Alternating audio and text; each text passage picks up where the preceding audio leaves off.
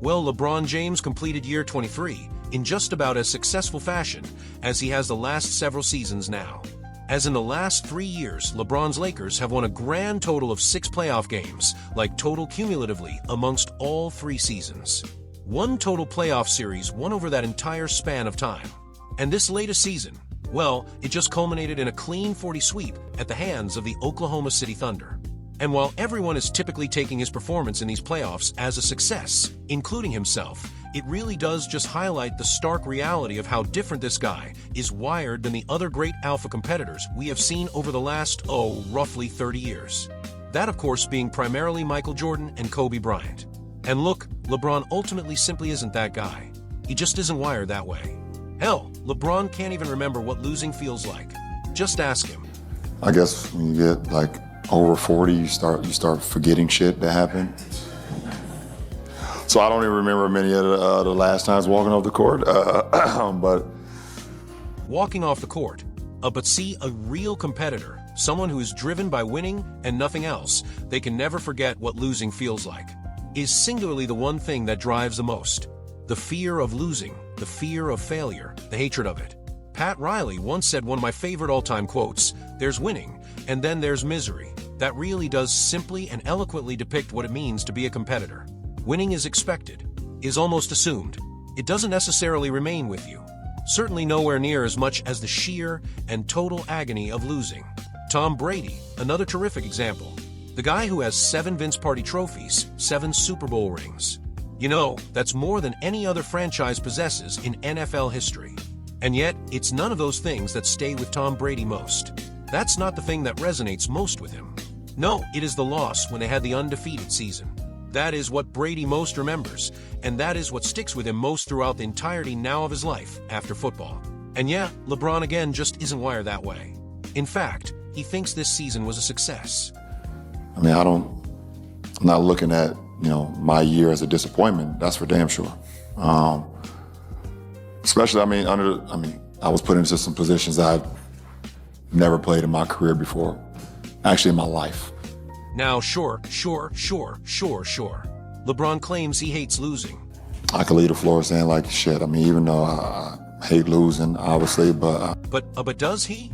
Because he kept talking about all the positive things surrounding the season, including winning 1 single playoff series. We have to be able to win a playoff series with some guys that, 1, either never been in the playoffs before, and 2, never won a playoff series before. To be in a bunker, to be in a foxhole with guys with that like that, that was pretty awesome too. So he also seemed pretty damn proud of himself for being the third option. I've never been a third option. I've never been a third option in my life. So to be able to, thrive in that role for that period of time, and then have to step back into the role that I've been accustomed with over my career, over my life, playing a sport, and be able to thrive under that, and then just my teammates allowing me to lead them under extreme circumstances, that was pretty cool for me. And wait a second, never been a third option, Braun. Wasn't this you, bro?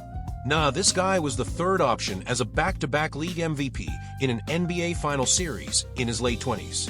LeBron has certainly been a third option before, and he was again this year. Though again, just let him tell you how impressed he was with himself that he was able to easily snap back into being that number 1 option and lead his team to success this year.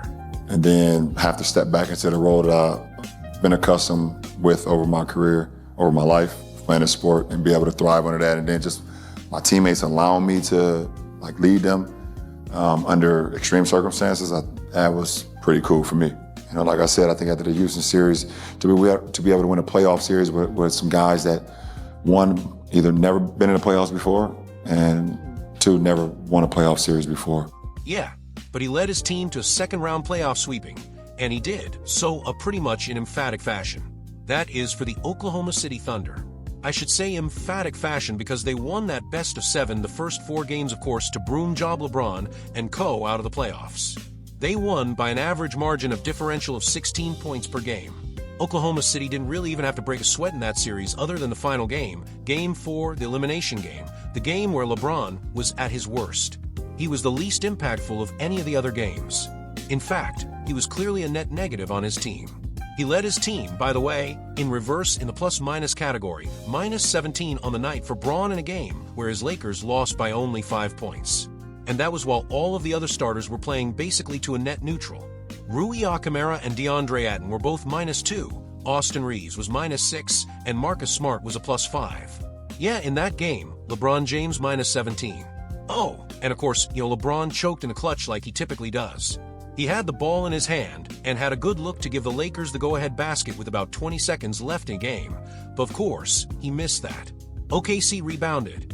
Free throws made. Game over. Series over again. Thanks for nothing, LeBron. And again, just keep in mind, not a failure. I mean, I'm not looking at, my year as a disappointment. That's for damn sure. A 4-game sweep, his 4th sweep of his career, and the 8th time in his NBA career. Now, he has gone out in 5 games or less at the end of season. Not a failure, though, says LeBron. As if Mike or Kobe would have ever dreamed of saying something like that, or seen it like that. Of course, they wouldn't, because they were ultimate competitors, ultimate killers, and ultimate alphas. That's why they were also ultimate winners. And LeBron James, well, he quite simply isn't that. And to see more on LeBron James's 4 sweeps and 4 gentlemen sweeps, a grand total of 8 series again, in which he has gone out in the playoffs in 5 games or less. You can check out this video right here. And as always, guys, please do make sure that you are subscribed with notifications turned on to stay up to date with more from me. Until next time, guys.